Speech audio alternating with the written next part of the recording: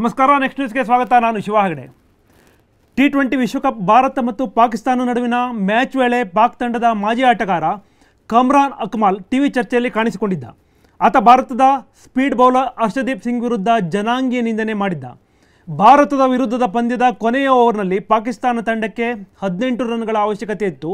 ಈ ವೇಳೆ team India ನಾಯಕ ರೋಹಿತ್ ಶರ್ಮಾ ಹರ್ಷದೀಪ್ ಸಿಂಗ್ಗೆ ಬಾಲ್ ನೀಡಿದ್ದರು. ಇದೇ ವೇಳೆ ಟಿವಿ ಚರ್ಚೆಯಲ್ಲಿ ಕಾಣಿಸಿಕೊಂಡಿದ್ದ ಕಮ್ರಾನ್ ಅಕ್ಮಲ್ ಇದನ್ನು ನೋಡಿ ಏನು ಬೇಕಾದರೂ ಆಗಬಹುದು, ಏಕೆಂದರೆ ಹರ್ಷದೀಪ್ ಸಿಂಗ್ ಕೊನೆಯ ಓವರ್ ಬಾಲ್ ಮಾಡಲಿದ್ದಾರೆ, ಆತ ಫಾರ್ಮಲ್ಲಿಲ್ಲ, ಅಲ್ಲದೆ ಈಗಾಗಲೇ ರಾತ್ರಿ 12 ಗಂಟೆಯಾಗಿದೆ, 12 ಗಂಟೆಯ ನಂತರ ಯಾವುದೇ ಸಿಕ್ಕಿಗೂ ಓವರನ್ನು ನೀಡಬಾರದು ಎಂದು ಹೀಯಾಳಿಸಿದ್ದರು. ಈ ವಿಡಿಯೋ ಸೋಷಿಯಲ್ ಮೀಡಿಯಾದಲ್ಲಿ ವೈರಲ್ ಆಗಿದ್ದು, ಇದನ್ನು ಗಮನಿಸಿರುವ ಹರ್ಭಜನ್ ಸಿಂಗ್ ಪಾಕ್ ಕ್ರಿಕೆಟನಿಗೆ ಸರಿಯಾಗಿ ಜಾಡಿಸಿದ್ದಾರೆ. ನೀವು ನಿಮ್ಮ ಹೊಲಸು ಬಾಯಿ ತೆರೆಯುವ ಮೊದಲು ನೀವು ಸಿಕ್ಕರ ಇತಿಹಾಸವನ್ನು ತಿಳಿದುಕೊಳ್ಳಬೇಕು. ಆಕ್ರಮಣಕಾರರಿಂದ ಅಪಹರಣಕ್ಕೊಳಗಾದ ನಿಮ್ಮ ತಾಯಿ ಮತ್ತು ಸಹೋದರಿಯನ್ನು ಸಿಕ್ಕರು ರಕ್ಷಿಸಿದ್ದಾರೆ. ಆಗಲೂ ಸಮಯ 12 ಗಂಟೆಯಾಗಿತ್ತು. ನಿಮಗೆ ನಾಚಿಕೆಯಾಗಬೇಕು, ಸ್ವಲ್ಪ ಕೃತಜ್ಞತೆಯನ್ನು ಹೊಂದಿರಿ ಎಂದು ಎಕ್ಸ್ ಖಾತೆಯಲ್ಲಿ ಬರೆದಿದ್ದಾರೆ. ಅಲ್ಲದೆ ಈ ಪೋಸ್ಟನ್ನು ಹರ್ಭಜನ್ ಸಿಂಗ್ ಅವರು ಕಮ್ರಾನ್ ಅಕ್ಮಲ್ಗೆ ಟ್ಯಾಗ್ ಮಾಡಿದ್ದರು.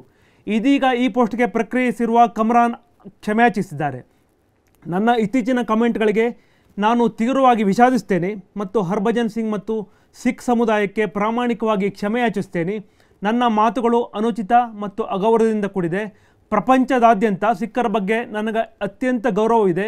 ಮತ್ತೊಂದು ಯಾರನ್ನೂ ನೋಯಿಸುವ ಉದ್ದೇಶವಿಲ್ಲ. ದಯವಿಟ್ಟು ಕ್ಷಮಿಸಿ ಎಂದು ಕಮ್ರಾನ್ ಎಕ್ಸ್ ಖಾತೆಯಲ್ಲಿ ಬರೆದುಕೊಂಡಿದ್ದಾರೆ. ಹೆಚ್ಚಿನ ಅಪ್ಡೇಟ್ಗಾಗಿ ನೋಡ್ತಾ ಇರಿ ನೆಕ್ಸ್ಟ್ ನ್ಯೂಸ್ ಕನ್ನಡ. ವಂದನೆಗಳು.